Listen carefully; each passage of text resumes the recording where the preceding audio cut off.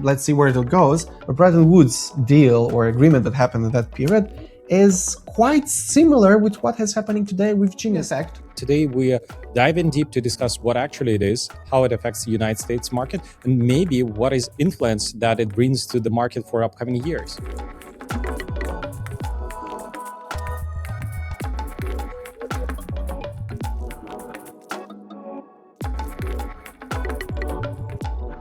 Hello, everyone. Welcome back to our new episode of Fintech podcast. Today, me, Dumitru, Condrea, co-host for Fintech podcast and founder of NovaFin. And together with my co-host, Igor, we will discuss about a very interesting topic. Hello, Igor. Hello, Dumitru, and thank you for joining us today. We are bringing special episode about the Genius Act because we reflected and understood that we discussed for a couple of years already stablecoins, but it was just barely the news about the Genius Act. And today we dive in deep to discuss what actually it is, how it affects the United States market, and maybe what is influence that it brings to the market for upcoming years. So Genius Act itself, well, at the beginning, everybody was making fun about this act, specifically maybe about the name of this act and the way how it was signed and so on. But in fact, a very critical and a very important document for United States economy and worldwide economy. The Genius Act is about stablecoins. So in the moment where we are recording this video, it seems like we will push it out somewhere in August. Already are 11 days after the deadline of implementation of this Genius Act passed. So we have 11 days when everything has to work accordingly to this Genius Act. By the way, very good instrument when a country comes and say, hey guys, we are providing you a new regulations. You have 6 months, a year in this case, to implement this and to make everything to work smooth and to work good. Before starting to speak about Genius Act, let's speak about the stablecoins. I know that majority of you knows what means a stablecoin, and I'm sure that majority of you even can, by heart tell the names of stablecoins and which kind of a chain they are using and so on. But let's speak about the stablecoins, what they are in fact. So Igor, tell us, what is a stablecoin? Before jumping into the stablecoins, I would like to educate our listeners that Genius Act can actually be split into the proper name, which is Guiding and Establishing Nation Innovation for U.S. Stablecoins Act. And fairly, it's acronym, which is everyone is using, but the idea is to guide and establish innovations that is connected to the stablecoins. Stablecoins is fairly new trend and event that is built on top of the previously existing blockchain network. And I think the stablecoin finally married the two different worlds as a blockchain and a fiat. And in a nutshell, it fixes issues of the crypto native currencies, but also gives the stability of the fiat. Because if you dive deep into the Adam Smith and wealth of the nations, you know that the difference of the government issue currencies is that they baked by the economy of those countries and the protective power, etc., etc. But what usually the blockchain native coins are missing is the proper governance from the government of those cryptocurrencies. And when the stablecoin is baked by the real fiat currency, it means that you can move the funds across the blockchain using the technology, but under the hood, it's baked one-to-one, and it's supposed to be baked one-to-one with the fiat. And partially, Genius Act actually introduced those rules because before the Genius Act, there were stablecoins, they were minted, they were redeemed, they were used across the globe, but it put the regulations. So what do you think about the stablecoins? Is it the end station for the blockchain development, or we will see more stuff like that and more Genius Acts for this stuff? Well, blockchain is not about the crypto coins itself. It's not only about this. Blockchain is a technology that is used today widely, not only in crypto, it's used in, and in regulations, it's used in crypting, it's been used in, KCKB protocols and a lot of things like smart contracts as an example. So everything what we see on blockchain, like coins, like, smart contracts, this is just on the surface. So the iceberg behind the sea level is much bigger. So by sure, it's not the end of the developing of blockchain. It's just one evolution branch of blockchain, which arrived to possibly to last logic or last step, but only related to development of stablecoins. By sure will appear different stablecoins in different countries. We have several US-based stablecoins, and soon we'll have European one. And other countries are also thinking the same. So by sure, it's not the end of a blockchain, but yes, it can be. I have a feeling that it's the end of evolution for stable coins like we know them today. What means the end of evolution means like we will not invent something new on this field. What we will do, instead of having vertical growth, we'll have a horizontal growth. It means like we will populate this with policies, we'll populate with procedures, we'll populate this with regulations, and we'll make the life of users, life of economy, life of companies, businesses easier. And everything what we'll do, this horizontal growth will be not only for investing, attracting money into this company.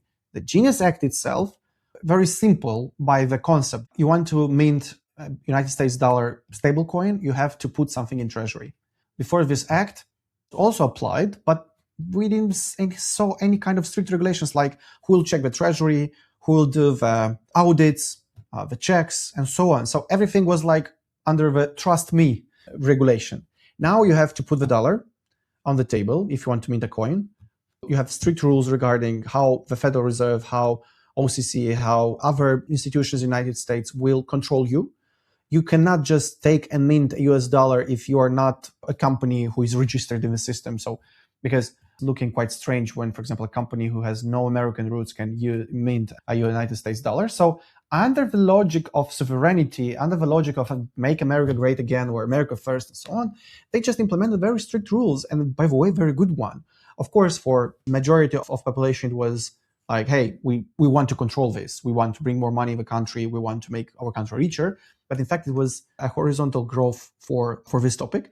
So to be honest, I'm very happy that this appeared. And we here in the European Union, we have to take an example about this. I've always believed that fintech shouldn't be limited by the infrastructure. Over the years, I've seen so many strong teams with ambition ideas get slowed down by the same things: onboarding, accounts, ledger, payments, cards, compliance, integrations, and the back office. All the parts nobody sees, but every product depends on. That's what led me to launch Fintech Core at DashDevs. I wanted to give banks, fintechs, and crypto teams a stronger starting point, something faster than building from the scratch, but more flexible than a rigid white label platform. Learn more at dashdevs.com.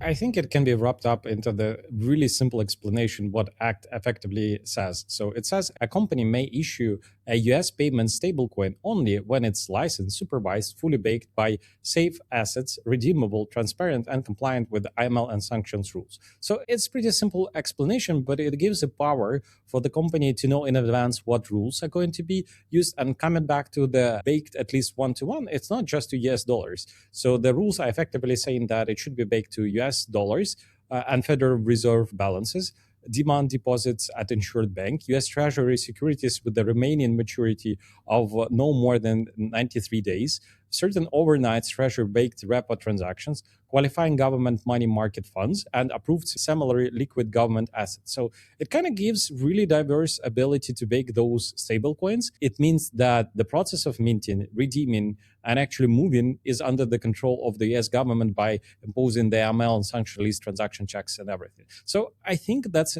a huge improvement, which in one way improved a lot of things, but made a little bit harder to get the license and operational activities. But we see that in 2025, the market itself of the stablecoin grew 50%. And in 2026, it's no longer dark web activities as a blockchain. It's really mainstream because the acquisition of BVNK, all the acquisitions that Stripe is doing, even the discussion for IDN and Stripe to acquire PayPal because those two companies are streamlining the stablecoins might be the impact of this Genius Act. So itself, the act doesn't mean that starting from July 18, 2026, all the companies have to be, who are minting United States dollar, has to be to respect all the rules. What it says specifically is there is a period of time of 1 year where all the federal agencies involved in this, they have to provide instructions, regulations, clean and clear rules for the market itself. That 1 year deadline was not a deadline for the companies itself. It was a deadline for agencies, federal agencies, to prepare themselves and to provide strict regulations and to provide instructions how the things has to be done. The public institutions, from federal public institutions, say, hey, we are approving this law. So if someone wants to mint US dollar, they have to come to put the dollar on the table to issue this. But you guys go, you federal agencies, you have to prepare the documentation. Still today, the problem persists is with control, anti-money laundering, treasury management, and so on. As crypto assets, by the way, the treasury management for crypto assets is not the same as treasury management for fiat assets. It's a little bit different by logic itself, even if for finance teams, sometimes it can be the same because, I mean, you still see the numbers. It's $1,000 or 1,000 USDT or USDC. You think it's the same, but technically and practically it's not. Federal agencies, we'll see that they will come with legislation, they will come with regulations, they will come with instructions, and everybody will understand how they have to work. So the hardest thing is still ahead in front of us with the implementation of the law itself, because the law cannot be implemented only just by the law. It needs the background. So the implementation from the business side, it will be quite a hard one. I think we will still see some shakes on the market, on stablecoins market. But at the end, I think in 1 year from today, we even can make an experiment and record the podcast next year on the same day and to analyze this. But I think the market itself will pass through a very interesting process. And let's see where it goes. Another question that you might ask, like what is happening with the foreign issued stablecoins? Because USDT, one of the example, and basically the act creates a route for foreign stablecoin issuers. But generally they need regulation in jurisdiction that Treasury determines incomparable to US framework, registration and oversight arrangements in the United States, sufficient US accessible liquidity, and compliance with the lawful US sanctions and enforcement orders. So it kind of pushes, and that's potentially the issue which is happening on the market with USDT, because recently it has been withdrawn from Revolut as a usage. So that shows that this act combines the forces over the globe to regulate the stablecoins if they were a really popular one. So I think once again, that's an advantage, because if you know the rules in advance and you know how those rules are applied from the legal perspective, is really good. And it gives companies an ability to build longer term strategy and approaches, which is showing Stripe on the market. Stripe continuously for almost a year and a half, starting maybe from Bridge acquisition last year in May, they systematically buying the stablecoins infrastructure, because Stripe is sitting in payments, and that's one of the market that has been impacted by the Stablecoins and Genius Act a lot, is actually the payment market, because we tend to think that payments usually are local, but with the stablecoin, the payments are global. You don't need to do a lot of things which should be necessary in local fiat payments, because you need to collect the local currency, do the FX, and then cross-border settle, which is no longer a question, because if you are collecting the payments in USDC or any other stablecoin, you can pay directly to the merchant in those currencies, which is facilitated. And that's the reason why companies like Stripe, they strategically acquiring the businesses and they thinking 2 steps ahead, when majority of the transactions might not sit in the existing payment rails as a card networks or even banking transfers, they will be executed on the blockchain networks. And that gives them the door opener and potential growth in the future years, because they're thinking about this strategically.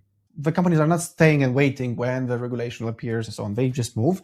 They create infrastructure. They purchase other companies, other products. They do different, activities that basically what I meant will reshape the market. Coming back to my lovely topic of compliance and regulations, just checked.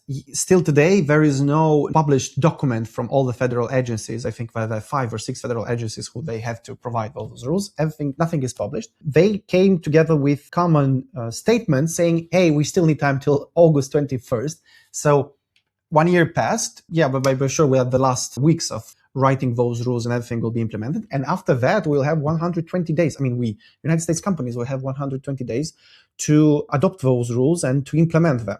But again, as you said, companies like Stripe, companies like any other companies, they made a lot of interesting moves on the market, because nobody's waiting when the rules will appear. They just act, because business has no time to wait. The business has to make money. And by the way, if you know what will happen in a year and 2-3 months, you can build a strategy. You know where to look at. And Stripe made the correct move. By the way, Stripe looked also for PayPal. We mentioned that in one of our previous weekly harvest review. Stripe also looked at PayPal to make an offer together with other company they made a purchase offer for PayPal. Let's see where it goes. But so I'm sure that on market will appear new players, because they'll have liquidity, they'll have assets. Again, we still don't know till today how to manage that liquidity and what a liquidity in crypto assets means from a regulation point of view. It will appear a company with a lot of liquidity, and this will generate huge impact. Just remember my words. We will start in one moment when everything will be regulated, all those assets will be regulated. You have to understand that will appear in new markets, new niches on the markets, like offering loans in crypto assets, which today exist already, but it will be much more a very dynamic market. It appears a lot of insurance instruments with crypto assets. The popularization of crypto assets will go deeper and deeper. I even heard some of the opinions of very interesting and smart guys. They said, it seems like we are in the 1950s again. The Bretton Woods deal or agreement that happened in that period is quite similar with what is happening today with Genius Act. Who knows? Maybe United States just opened not only a new stage in crypto assets development. Maybe they just open a new period, a new era in the worldwide financial and economy world. Who knows? It's worth to mention that I would say it's not yet primarily a retail checkout revolution, because so far what we have, it's payment infrastructure, but it doesn't reach yet the final customers during the online checkouts and stuff like that. So it's worth to mention that the near-term opportunity is stronger for remittances, payout platforms, global payroll providers, marketplaces, merchant settlement platforms, treasury management system, and stablecoin on-ramp and off-ramps. And I would like to focus a little bit on that, because before that, it was really hard to understand and be clear what is needed to build on-ramp, off-ramp solution. And actually, Genius Act answered how actually it should go. So usually for a stablecoin on-ramp USD through ACH, wire, or card converted into the stablecoin, the Act provides the clear answers around what qualifies as a payment stablecoin, who may issue it, who reserves and redemption should work, which issuers and stablecoins on-ramp may support, and how stablecoins are treated relative to securities and commodities. Because the Act clearly answered that stablecoins are not securities and commodities, which before might be even prosecuted after the specific cases. And we heard about the FTS and cases like that, which is overlapping there. And what I would like to say that what Act doesn't make easier, it's basically FinCEN registration. So the Genius Act regulates payment stablecoin issuance, but it doesn't create a single nationwide license for independent fiat to crypto or on-ramps. It means that you still need to go to the FinCEN registration. You need to still go state by state licensing, because that's how in the United States works. And you need to find the partners in bank payments and compliance, because still that's the part of the work, but it's unified, the understanding how it should be done. And then as an outcome, I see that a lot of new on-ramps, off-ramps with the ability to open USD accounts and receive the ACH payments is basically appearing as mushrooms after the raid. So do you think that we will see more companies which is operating on this thin border between fiat and stablecoins? Because having an ability to open an account in ACH right now, it's easier than it used before. Yes, potentially it requires more documents from the end customer, even as the source of wealth. But is it getting more accessible for foreigners to open accounts in the United States according to this act? I think will appear new type of on-ramp, off-ramp solutions. Type means the procedures will be much cleaner, of course. The technical solution will be the same like it is today, maybe with some small enhancement. It will change the focus of those on-ramp, off-ramp solutions. Currently, a lot of off-ramp, on-ramp solutions are developed to sustain some already existing businesses that are working under current logic. What will happen in the future? Those off-ramp, on-ramp solutions, they will try to migrate and adapt to the new reality.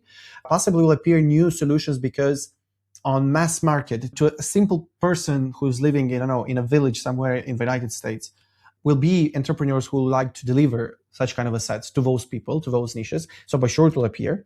Those old one who will not be able and ready to rethink about their logic and how their business has to work, of course, will disappear. So we will see a reshape, but it will be like a shuffle. So you'll just take something from one side and put it on another side. And this is how the market will look.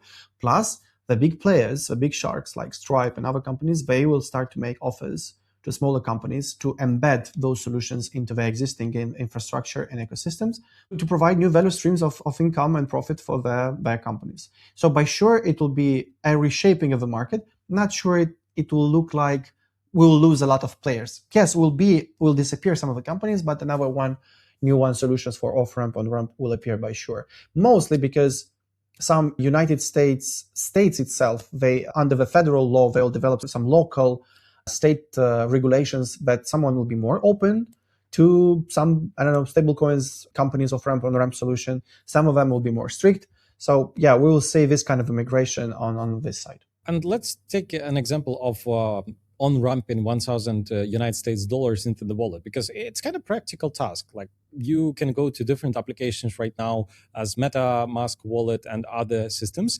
And I think it's really good to expose how actually it works. So basically, you always start with the customer onboarding and verification. And usually during this step, the customer should be KYC'd, like the various documents are collected, depending where the regions where you're onboarding. But let's say in the United States, you will be asked to provide the identification documents. And after the verification, you will have an ability to initiate the ACH or wire or even card initiation. In this case, the fiat receipts and the fiat is getting safeguarded on their platform, which is doing on-ramp. And that's the moment when the frauds and sanction checks are happening, because in this case, you are not getting the fiat in exchange, or you're not getting the crypto digital assets in exchange of fiat. Your transaction under the fraud checks and IML checklists, sanction checks. After that, the internal ledger is basically building the entry, because you've received some fiat. The stablecoin process of purchase on minting is happening. And fairly in 90% of your operations, you will see that it's basically the exchange or purchase, because through the liquidity providers, those platforms, they require the amount of the digital assets. And then your wallet is initiated with the delivery. The blockchain is also monitored, and after the compliance checks or know your transaction process, your transaction will be finished. It will land on the wallet, and reconciliation and regulatory reporting from the platform will happen. So all those steps with the receiving to the specific payment rails and then getting the money on account will land. And I think the advantage is that Genius Act ironed it out, all the processes which are happening there. And you can take a look. There are a lot of competitors and a lot of products over there for on-ramp, off-ramp, which is making quite easier to operate with the stable coins nowadays. What we have to do now is to wait 21st of August to see the final rules and the final sketches of the rules and regulations, and waiting till 18th of January 2027, when the act itself will start to govern with all the rules behind. So we will see what happens in winter and spring. But yeah, it seems like the market will start to move already somewhere in autumn, right after the August holidays. Let's see where it will goes. But Genius Act, again, it's a very good instrument that the United States government introduced. It's very well thought and provide quite interesting possibilities for new companies and existing companies. Let's see where it goes. Thank you very much for all of you for watching this podcast episode. Me with my co-host Igor, we are waiting for your comments. Don't forget to subscribe, and let's stay in touch. Thank you very much.